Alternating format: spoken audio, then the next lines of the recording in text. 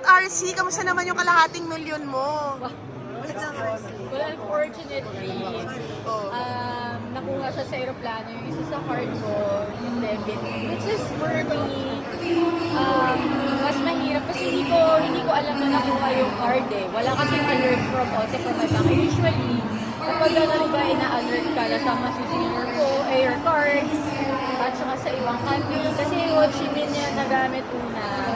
2 days ko na kasi nakita yung online banking. So, nagamit nila sa Ho Chi Minh tsaka sa Jakarta. So, yeah, unfortunately, when I reported it sa bank, 2 days na nag-pass. So, ayun, nag-a-appeal pa ako kasi di ba hindi naman bill. And also, I'm doing this para, though very unfortunate talaga yung nangyari. Awareness. But it's for awareness na maging, huwag tayo masyadong kampante. Kahit saan, imagine, I thought I was in a safe place, di ba, in a business class, in a premier airline, pero ano pa rin.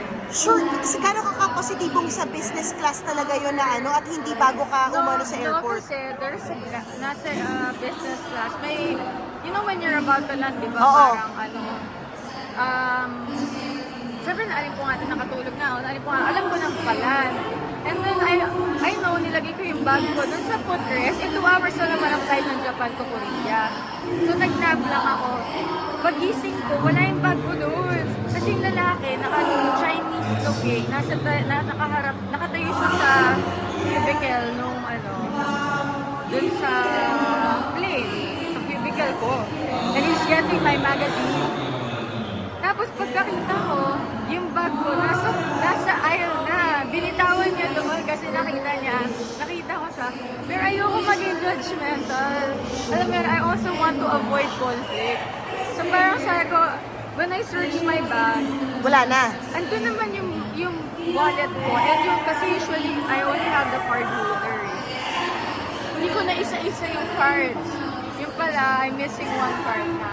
Wait lang, so na-ID naman yun dahil sa seat number, di ba? Yeah, oo. Pero I also did a report. Kasi nung lumapit yung flight attendant, ayoko silang kumosyon, ayoko ng gulo.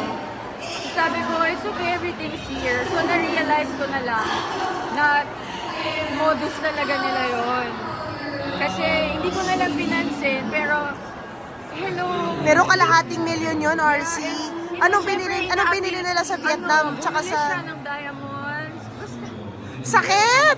Tapos hindi sa'yo yung diamond. exactly, So, parang okay lang kasi hard-earned money ko yan, di ba? So, okay lang matatanggap ko pinatravel ko yan o pinaproduce ko ng pelikula. Well, Sa Indonesia, anong binili nila?